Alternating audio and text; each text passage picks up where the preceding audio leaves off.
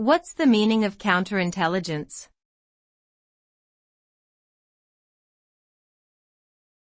Counterintelligence.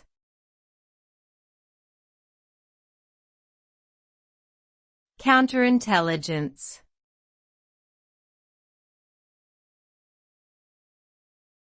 Counterintelligence.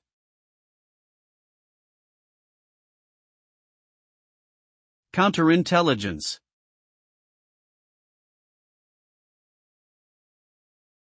Counterintelligence refers to the activities taken by an intelligence agency to identify, prevent, and neutralize foreign intelligence activities aimed at national security.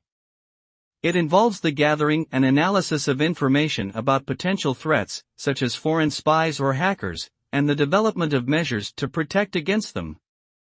The ultimate goal of counterintelligence is to safeguard sensitive information and prevent it from falling into the wrong hands. Effective counterintelligence can help ensure the security and well-being of a nation by thwarting attempts by foreign entities to disrupt its political, economic, and social stability.